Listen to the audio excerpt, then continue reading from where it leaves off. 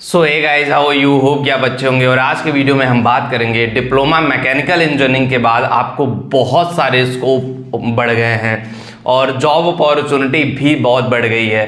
मैं ऐसा क्यों बोल रहा हूँ? क्योंकि भारत में मैन्युफैक्चरिंग यूनिट्स उतनी ज़्यादा नहीं थी। मैं बार बार मैन्युफैक्चरिंग यूनिट्स की बात कर रहा हूँ। आप लोगों को मैं बता दूं कि इंडिया में मैन्युफैक्चरिंग यूनिट्स बढ़ गई हैं। पहले देखो, कार की जो कंपनियां थी वो लिमिटेड थी कि भाई गिनी चुनी टाटा थी और मारुति सुजुकी थी। अभी कार की और भी कई सारे ब्रांड आ गए हैं, वो अपने मैन्युफैक्चरिंग यूनिट्स लगा दिए हैं। मैन्युफैक्चरिंग, अगर कोई कार की कंपनी आती है या बाइक की कंपनी आती है और मैन्युफैक्चरिंग करती है इंडिया में, तो बहुत बड़ी बात आती है।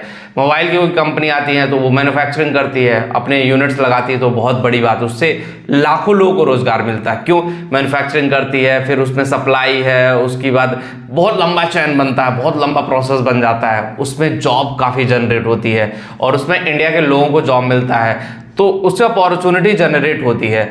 अब मैकेनिकल सेक्टर में, चाहे वो मेंटेनेंस हो, चाहे वो प्रोडक्शन हो, हर सेक्टर में जॉब जनरेट हो रही है। पहले मैकेनिकल इंडस्ट्री एक लिमिटेड थी कि भाई हाँ, प्लांट में जॉब है और ऑटोमोबाइल में है। अब प्लांट और उससे भी जाकर के मैन्युफैक्चरिंग सेक्टर में भी शिफ्ट हो चुका है। तो जो लोग मैकेनिकल इंजीनियरिंग कर रहे हैं, चाहे टूल से हो चाहे प्रोडक्शन से डिप्लोमा कर रहे हो, अगर आप अपना माइंडसेट चेंज करोगे तो आप मैन्युफैक्चरिंग यूनिट्स में जाने की कोशिश करो। मैन्युफैक्चरिंग यूनिट्स में अगर आप जाओगे तो वहाँ पे अपॉर्चुनिटी अच्छी खासी है। किसी भी मैन्युफैक्चरिंग कंपनी में अगर आप एक बार सेटल हो गए, एक बार लग गए, तो कम से कम 5 साल, 10 साल, 15 साल, 20 साल, लाइफ टाइम जब तक वो कंपनी चल रही है, बहुत सारे लोग तब तक जॉब कर रहे हैं। तो आपके लिए एक बेस्ट अपॉर्चुनिटी है मैकेनिकल इंजीनियरिंग करने के बाद।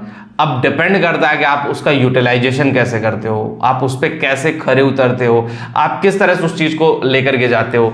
अगर आप उसको पॉजिटिव वे में लेकर के जाते हो, उसको एक पॉजिटिव माइंडसेट के साथ एक अलग डायरेक्शन में लेके जाते हो, तो ट्रस्ट मी गाइज, आपके लिए चीज़ें बेटर हो जाएंगी। और अगर आप उसको एक पॉजिटिव डायरेक्शन में लेकर के नहीं जाते हो, तो वो चीज़ें आपके लिए बहुत नेगेटिव हो जाएंगी, चीज़ें समझ से बाहर हो जाएंगी, चीज़ें उस लेवल पे नहीं जा पाएंगी जिस लेवल पे जाना चाहिए। एक और बात मैं बताना चाहता हूँ, आप सब लोग मैकेनिकल इंजीनियरिंग करते तो हो, लेकिन ना अप्लाई करने से डरते हो। 2 जगह अप्लाई किया, 4 जगह अप्लाई किया, इंटरव्यू की कॉल नहीं आई, तो आप डर जाते हो। आपको 50 जगह, 100 जगह, 200 जगह, जितनी जगह अप्लाई कर सकते हो अप्लाई करो। आप अपने प्रोफाइल बनाओ, नौकरी पे, लिंक्डइन पे, डिफरेंट जॉब पोर्टल पे बनाना पड़ेगा। उसमें कुछ फेक जॉब भी आपके पास आएंगे, तो जो पैसा मांगेंगे उससे बच के रहना पड़ेगा।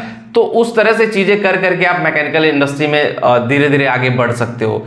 और देखो, मैकेनिकल इंडस्ट्री में बड़ी कंपनियों में जाने के लिए स्किल डेवलपमेंट काफ़ी ज़्यादा ज़रूरत है। चाहे वो टेक्निकल हो, चाहे वो नॉन टेक से रिलेटेड हो, मतलब कि आपकी कम्युनिकेशन स्किल, आपकी पर्सनालिटी डेवलपमेंट। तो जितनी भी बड़ी कंपनियां हैं वो हर चीज़ पे फोकस करती है। अब भाई आपको बड़ी कंपनी में जाना है, ईमेल लिखने नहीं आ रहा है, तो वो भी एक दिक्कत है कि भाई आपकी इंग्लिश सही नहीं है। तो ऐसे में कंपनी आपको हायर पोजीशन पे लेकर अगर जाएगी तो वहाँ दिक्कत तो होगी।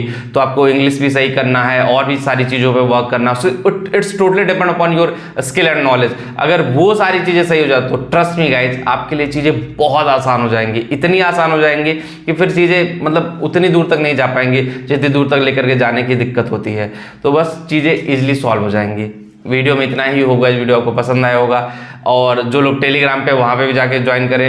मिलते हैं आपसे नेक्स्ट वीडियो में। Thank you.